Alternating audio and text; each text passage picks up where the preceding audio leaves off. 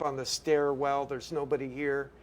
And me being Mr. Newt Rockney of the group, you know, I used to always say, hey, the smaller the crowd, the bigger the rumors. Let's go. You know, like Mickey Rooney, you know, Miss O'Leary needs an operation. Let's put on a show. And I remember Glenn Buxton saying, how about if we don't play and we start a rumor that we did?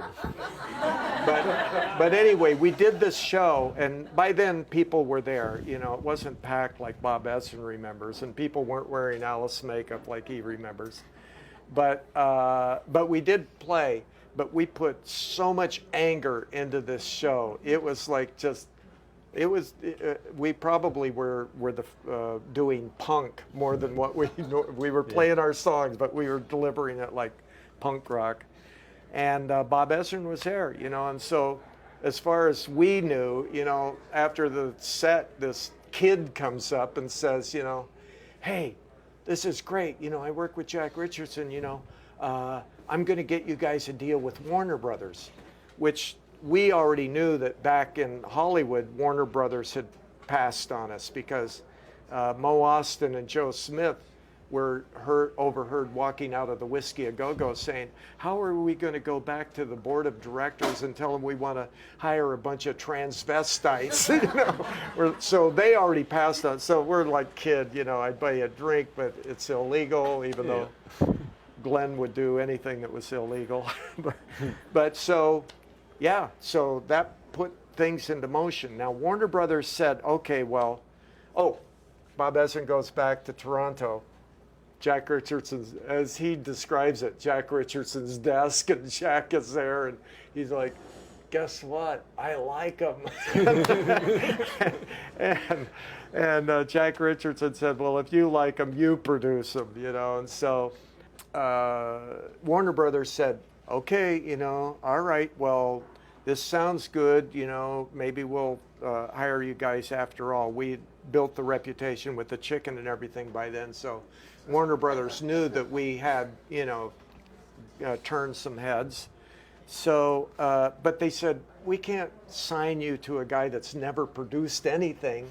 We need this guy with all the hits under his belt. And so they, Love It to Death and Killer were signed with the agreement that Jack Richardson had to be there to oversee the production of those albums to make sure that we got a hit and got albums under budget, which that's what he did. So that's how that went. Mm-hmm. Yeah, it's pretty amazing. So talk about, you know, the standard of success in the music business is a #1 record. And Schools Out, I guess, was #2. But still, I mean, it's right there. So kind of talk about, like, you achieve this. So how, people probably treat you different. Maybe you're thinking different, but that's kind of the bar that we set for success. Oh, they had a #1 record, or they had a top 10 record. Oh, absolutely. Yeah. Oh, overnight, all of a sudden, we got better gigs. We got more gigs, you know. And even though with our image, no matter where we went, we had, for every person that liked us, there were 10 that wanted to kill us in the parking lot, you know. Mm-hmm. So it was hard to actually think, oh, now we've made it, you know, because we still had this. But, you know, things got a lot easier for us. And the sound of Love It to Death, of course, was a whole different ballgame from what we had done before that. So now, even though when we walked into the studio for Love It to Death, you know, we had 2 strikes on us, and we thought Pretty's for You was going to set the world on fire. Zappa told us he played it for the Beatles and they liked it. We thought, we're on fire, you know. And then the second album we thought came out good too. But so we weren't popping any champagne walking in the studio on Love It to Death, but the results got us a hit, I'm 18. Mm-hmm. And, you know, overnight, because I'm 18 actually broke out of Canada from CKLW, which was had this powerful transmitter that covered the whole Midwest and Canada. And it was the DJ that played it was Rosalie Trombley. They called her the girl with the golden ear because she could find hits. And back then, a hit could break regionally and then expand from there and become a national hit. Well, that's what I'm 18 did. She started playing it like crazy, and on the third day, she told me this personally years later. We were having giant martinis in Phoenix, and she told me, and I asked her, I had never met her before. I said, wow, what made you think 18 was a hit? She said, the lyrics.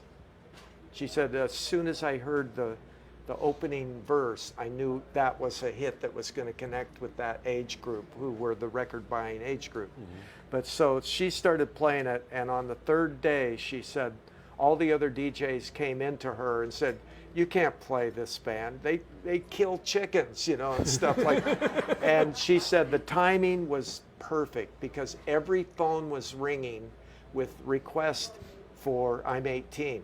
And I said, Rosalie, that was us. she said, no, you guys could not. She said it was the most requested song in the history of CKLW. And they moved it into a heavy rotation. It was every fifth song at one point. So it would be us, the Stones, Hendrix, Beatles, or whatever, us again. And it'd be like that. And it became you know, of course, I wasn't one to bathe in, you know, success. I was hard to believe now, but I was a very quiet, introverted artist that was an observer. And all I did is think about, what are we going to do next? What's the next song? What's the next stage thing? You know, so it was, I was probably the last to actually realize that we had finally made it. Mm-hmm. Talk about being kind of like a creative driving force, but not being the front man. Yeah, well, that was fine with me. I was the Wizard of Oz, the man behind the curtain, you know. Yeah. Yeah, that was fine with me. I couldn't remember lyrics. I couldn't be the front man. I still can't even remember lyrics to my own songs. Yeah, that was all perfectly fine with me. The whole band was like that, though. By then, I mean, you're thinking about, it's hard to put it in perspective with all the things that have happened since then. You know, it actually was pretty shocking back then what we did. But we had to do it with the sensors breathing down our necks. Otherwise, nobody would hear it. So we had to keep going up to the line and then sticking our toe across and then pushing the limit farther and then sticking our toe across and trying to make things. So, okay, we're going to do a song called Dead Babies. But it's going to be about parental neglect, you see? So we could outrage, but then, oh, no, it's actually a social comment. It's you guys seemed also to be able to get publicity, not like mainstream publicity, like newspapers as opposed to like... That goes back to the Ferris Bueller days, Alice and I, on the journalism. So when we started our band, the Earwigs, from Cesspool, England, by the way, we and we wore the wigs. Get it? Yeah. So and it's a bug. It's not a beetle. It's an earwig. And our drummer was named Kinko instead of Ringo. So because we worked on the school newspaper, we would figure out all these ways to get our track team in a story about us and stories about us. And Alice was the master exaggerator.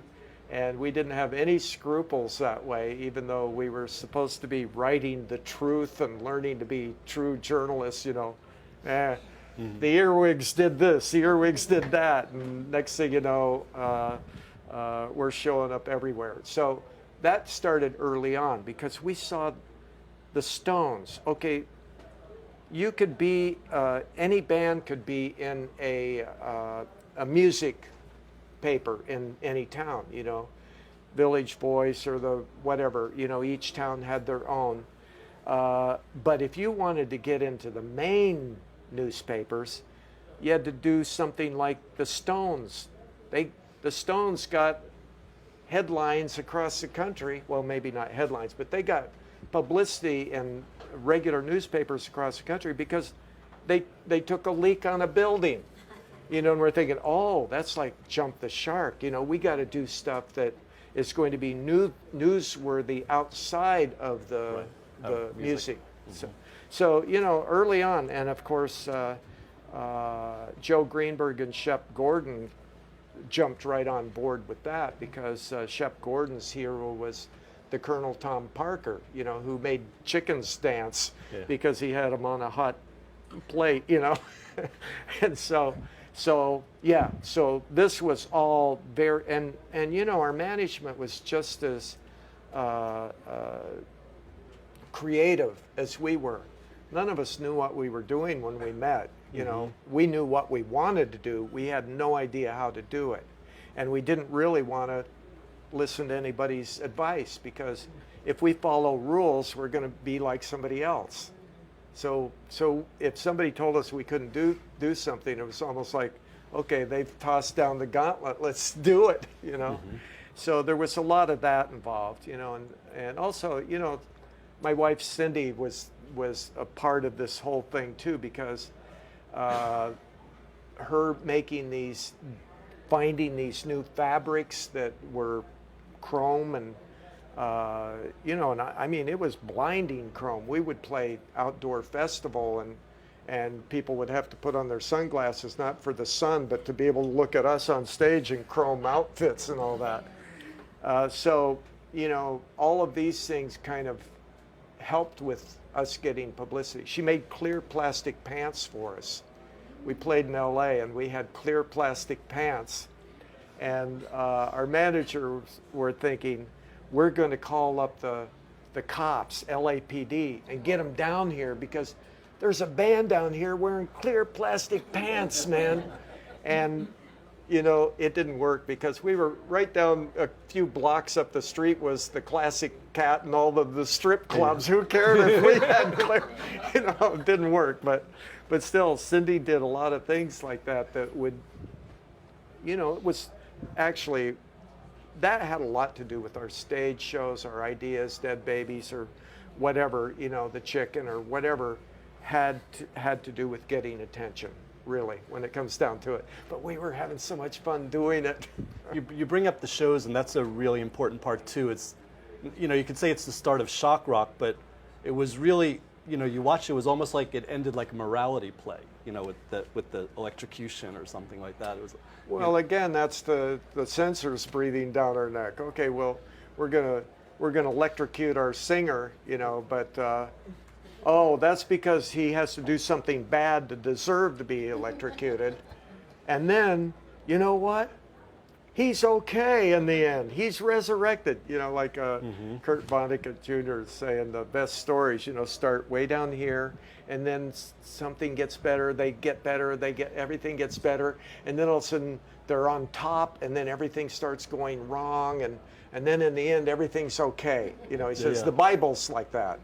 You know, like, right.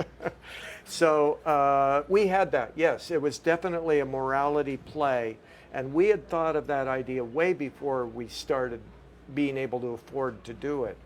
You know, I was getting frustrated with it when we lived in Detroit, because I said, let's build an electric chair, or no, let's get an electric chair. And they're like, what? Turn your pockets inside out, you know, what do you mean get an electric chair? I said, okay, I'll build an electric chair.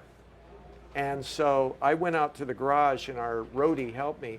We had some 2x4s, you know, and we built this thing. We had the lights blinking, and oh, we need something to go over his head. Oh, what about that 10 thing on the ceiling light of the garage? Get the ladder, that kind of a thing. And I don't even think the paint was completely dry yet. It's still a little tacky, but we went in, got Alice to come out to the garage. We turned off all the lights, so we had to kind of guide him over and get him to sit down. And then we turned on these flashing lights on the electric chair and told him, Alice, pretend that you're getting electrocuted. And that was the best performance he ever did. When we got on stage, he never equaled that great, you know, he really, so, you know, it was a matter of being able to afford these ideas that we had had for years. There's also a point where you guys are living in a mansion in Connecticut or something, and that's kind of like the breakup of the band. Can you kind of take us through that? Yeah, well, we lived in Detroit, and our management office was in New York City. And, everything the band did, we all voted on, and the majority won, and then we'd all, do that wholeheartedly. Well, I was the only one that thought it was a dumb idea to move to New York so that our phone bill would be better, because we're never home anyway. What are you talking about? We're never home. If we move there, we won't be there either. So, but that was the reasoning. We moved closer to New York City because we wanted to be closer to our management office. And so, we piled everything in trucks, including our St. Bernard Gretchen, and we drove to Connecticut, which at that time there was a tax break, so we didn't live across the border in New York, and that's what made Greenwich, Connecticut in the first place. But so so we get there, and it's a mansion that was had something to do with Warner Baxter, the star of 42nd Street, Busby Berkeley movie. And I think it was his ex-wife or something lived there or whatever. But this thing was Mediterranean. It was all way beyond anything we could possibly imagine. So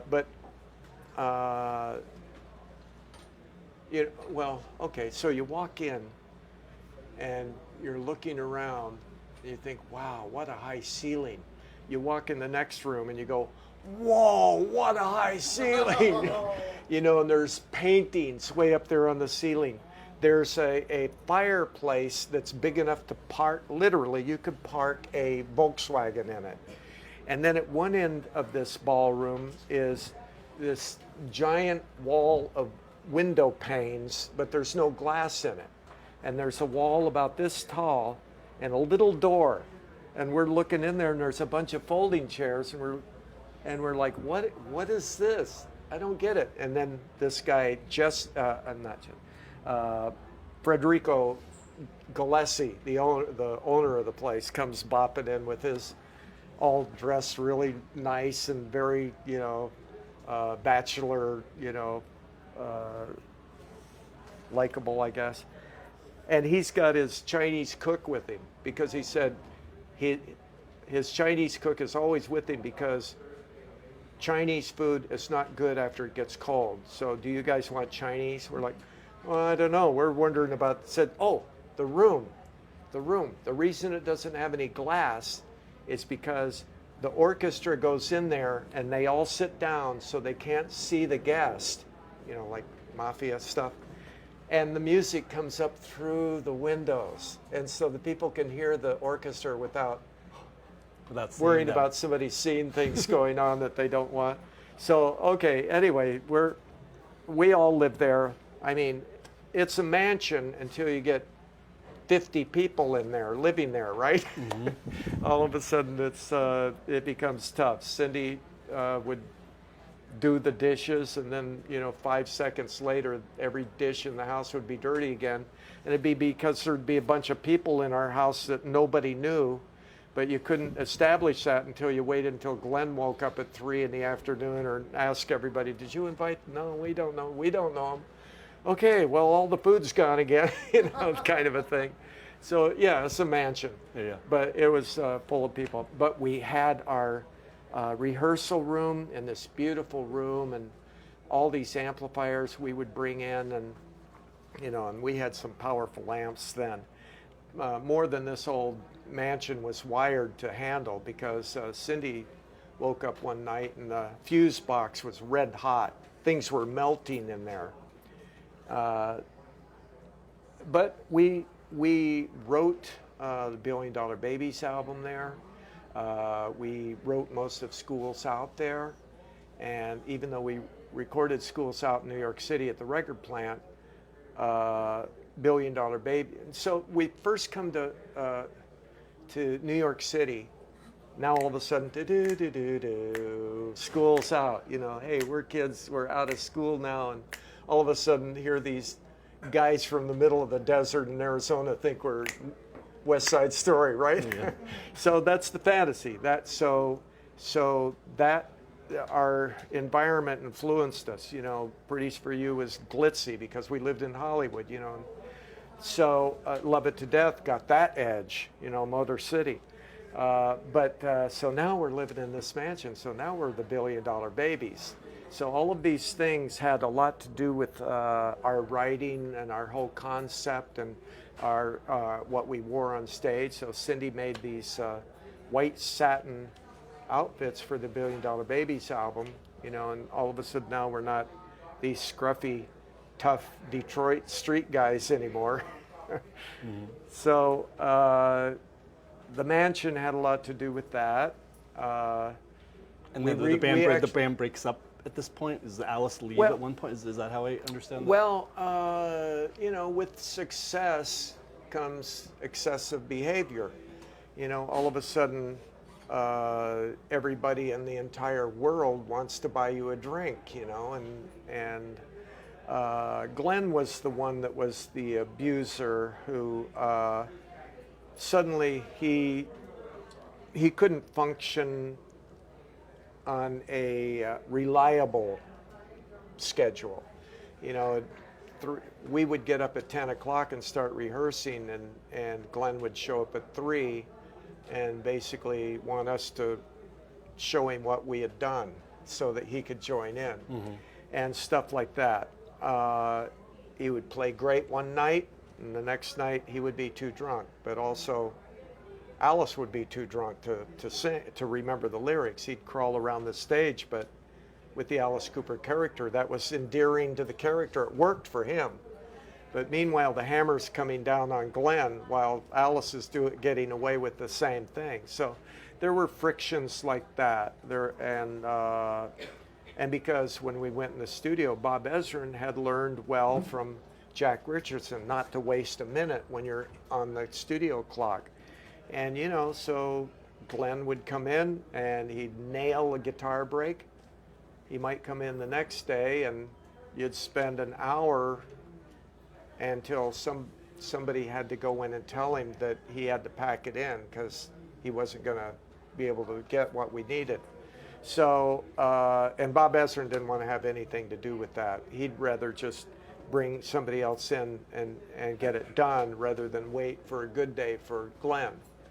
And so those kind of things built up. Glenn's personality was always against authority of any kind. No rules. Don't tell me any rules. I'm not going to give you a birthday card on your birthday because that's what they say I should do. I'll buy you something on any other day, but I'm not going to follow any rules. He'd love to talk to people on the street or anybody, be the friendliest guy in the world, but you better not tell him how to do something. And now all of a sudden when Bob Ezrin first entered the picture with us, it was still us against the world. And, you know, we were the rule breakers and everything. But then when Bob Ezrin started becoming the authority, then that didn't work with Glenn. You know, you could, if you wanted Glenn to play something, you would say, okay, Glenn, play angry. Or Glenn, you're insane, play that. Not, Glenn, you're play a major scale that ends on a, you know, he knew what that meant and he could do it, but that sounded like a rule, you know. I'm not going to do it. So there was some of that too, but that's what made Glenn such an amazing guitar player, right, because he didn't play those scales. My favorite thing he said concerning that was, never let the correct notes get in your way, which really meant play from your heart, play by feel. Mm-hmm. That's the very first thing he ever told me way back in Phoenix, Arizona, when I got my first bass and went over to his house. I couldn't even tune it. And before he showed me how to tune it and showed me the names of the notes on the neck, he said, always remember the most important thing is the feel. So that was it. So Bob Ezrin is telling him, okay, let's do this or play 8 bars there, and then let's go. No, what I would say is, Glenn, do you want a blue light or a red light? And that's what worked with him. So that was the major factor. And then also because Alice was being pulled away, and he would go into New York City and hobnob with celebrities while we're trying to write the album. And then he got pulled more and more to doing interviews, and there was 2 reasons why we weren't doing interviews anymore. Number one, because Alice, his charming ability to make opening a tuna fish can into an interesting story, it was hard to do an interview with him, because if he's telling somebody about the show last night, now for me to add something to that, I would tend to want to tell the truth. As the other guys, that's what we would remember about the show. We would tell the truth, and that's like saying, well, what he just said isn't, so it wasn't, we would just sit there and be quiet because we didn't want to ruin a good story, But also, at that point, they started deciding that it worked better as one guy. And we were blamed for being lazy. Alice is getting up early and doing all the interviews while you guys, what do you mean we're writing the album while he's doing that? We're the ones that are doing the work. So there was stuff like that where there was definitely difference of opinion. It was easier to control one person than it was to control the 5 of us, because the 5 of us were opinionated, and we would just make decisions together, and then we would go in that direction. If we made a decision together and then somebody was pulling us in another direction, there was friction over that. It was our creative baby. When Ezrin first stepped into the picture, he was bringing out the best of what we wanted to do. And then it started turning into more of a Phil Spector thing, where he would bring in somebody else to do this and somebody else to do that. And all of a sudden, wait a minute, I like Glenn's guitar break on that. Why do we have somebody else? They're bringing in Dick Wagner and Steve Hunter. They're amazing guitar players, but I liked what Glenn played on it. Why are you replacing that? That's an amazing guitar. And I think the Muscle of Love album suffered because of that. It didn't have Glenn. So Alice goes solo, and he's like on the Hollywood Squares and Celebrity Golf, and like, so what's going on in your head? Where are you guys at? I mean, I know you made the $1 Billion Babies record, but talk about that must have just been weird, right? Well, you've done your homework. You're pushing my buttons with these questions. At one point, or right around the time just before Love It to Death became big, I had talked the band into not saying a word to the audience ever. And the stage would go pitch black, and then on the last note of the song, and then on the first note of the next song, the lights would come on again. And we wouldn't say, "Hey, how you doing, Toledo?" because every other band did that. And it worked. We had this intense thing that really boosted the curiosity, because people were coming to our shows. What's with these guys? What's with the guy with the girl's name? What's with it? Well, we wouldn't give them the answers in the form of, "Oh, hey, yeah, I hope you like this song too," So it was working really well, and we weren't doing as many interviews either. But then with popularity and wanting to let the world know that we exist, all of a sudden that started breaking our image. And I thought the sailor suits shattered our image. I was against that. We're not sailors. We're this band that dresses crazy. We're not that. So I was the one that really was kind of probably the spearhead of the one that was being disturbed by things like this. And as far as I'm concerned, Hollywood Squares was the end. That was the dirt on the grave for me, for our mystique. No, I'm sure.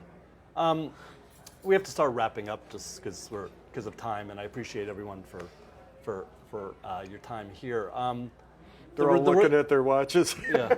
The relationship with Alice is strange because, you do the Rock and Roll Hall of Fame thing, and then he kind of goes off and does his thing, and I guess he doesn't want to be associated. He wants to be solo or whatever. But then again, he is a good guy in some ways, in that he's like been married to the same woman, and he's like been sober and kind of kept his path. So I don't know. I guess, what do you think of Alice at this point? I guess is really the question. Oh, we're still best friends. The group, we're always best friends. Even during the worst of times, there was lots of humor. And, Alice and I are still best friends. We just always have been. No, he went off the deep end. In the 80s. And then he's still alive. That's more the story. And Cindy and I feel that if the original band had been together, it wouldn't have gotten that drastic. But that's easier to say than it is to do, with somebody that has an addiction. But Alice bounced back.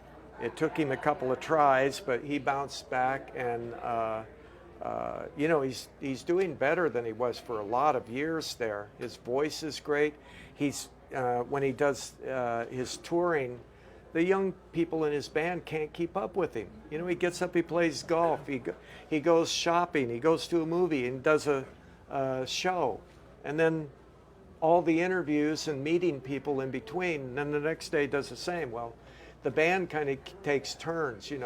They'll get up early and play golf and hang out with Alice for a week, and then they go, it's your turn, I can't keep up with him anymore. So it's all good in the end. Thank God he lived through it, and there's a lot of great musicians out there that didn't, and that's the tribute to all of his dead friends. So, it's all good, all good. Alice has always been a great friend to me. Awesome.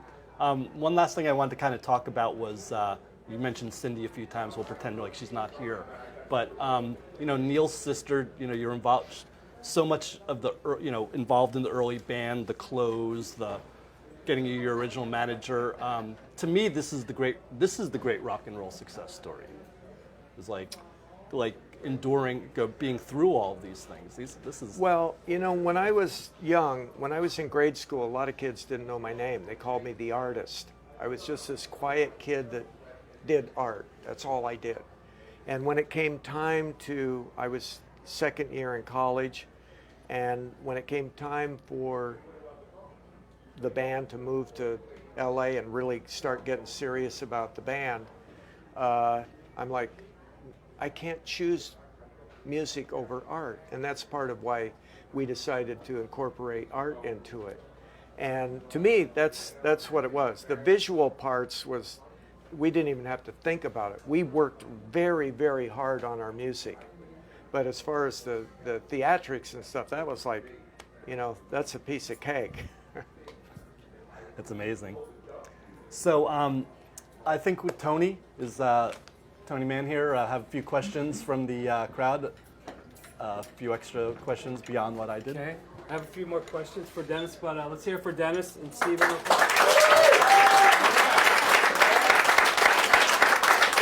Okay.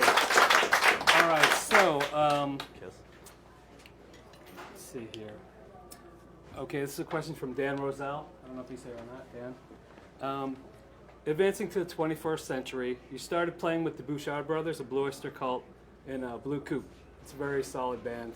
Talk about how that happened. 1972, the Alice Cooper Group had become headliners, and we had Dr. John as an opening act.